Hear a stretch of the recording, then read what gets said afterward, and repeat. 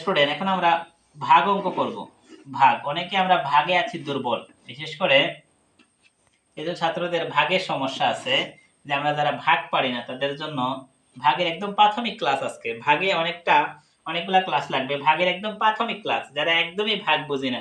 অনেকে আছে আমরা সাধারণ যারা অনেকে 5-6 এ পড়ে, তারপর ভাগে অনেকের সমস্যা, বা অনেকে নতুন, অনেকে হিপস শেষ করে আমরা মাদ্রাসাতে ভর্তি হই 5 এ 6 এ, এরকম আমরা ভাগ পারি না হঠাৎ করে, বা অনেকে অনেকদিন যাবত এগুলা করি নাই, অনেকের দরকার হয়, প্রয়োজন হয় এই ভাগগুলা।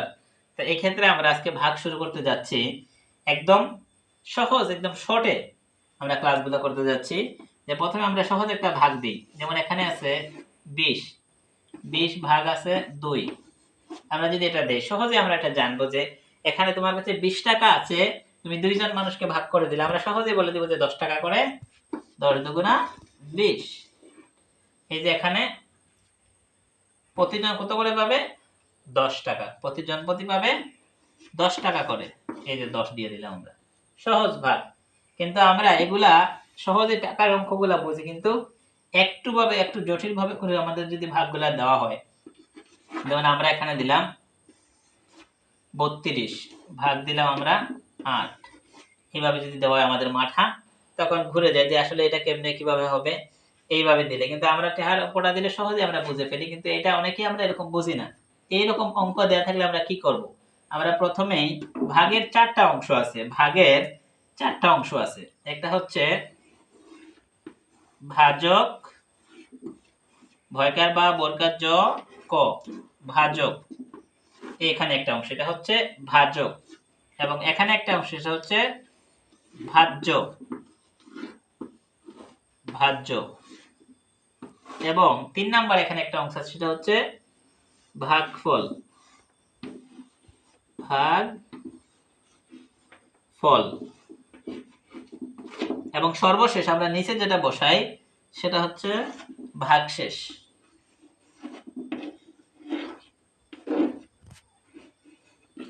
ভাগশেষ।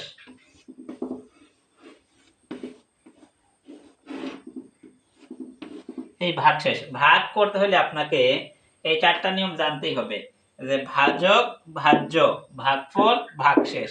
তাহলে এখানে ভাজক কোনটা আর ভাজ্য কোনটা আমরা জানবো সবসময়। যে এইদিকে যে সংখ্যাটা এইভাবে দেওয়া থাকলে সবসময় ডান দিকের সংখ্যাটাই হয় ভাজক, মানে কম সংখ্যা যেটা কম থাকে সেটাই কি ভাজক। এখানে এখানে আমরা তাহলে এখানে আস্তে একটা একটা করে আমরা বসে, আপনারা বুঝতে পারবেন সহজে যে আমরা এখানে এই যে ভাজকের জায়গায় কত বসাইলাম? 8, 8 বসাইলাম, এবং ভাজ্যের জায়গায় আমরা বসাইলাম 32।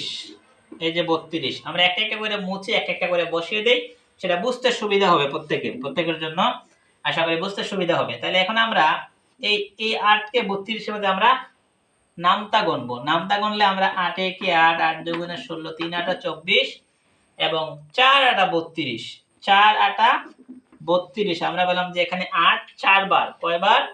4 বার। এই যতবার গিয়েছে এই সংখ্যাটা, এটাই হচ্ছে তার ভাগফল, এটাই হচ্ছে তার ভাগফল।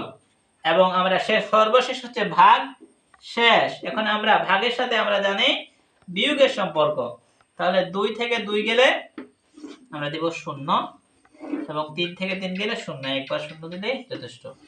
3 থেকে 3 গেলে 0। ওকে, আজকের জন্য এতটুকুই।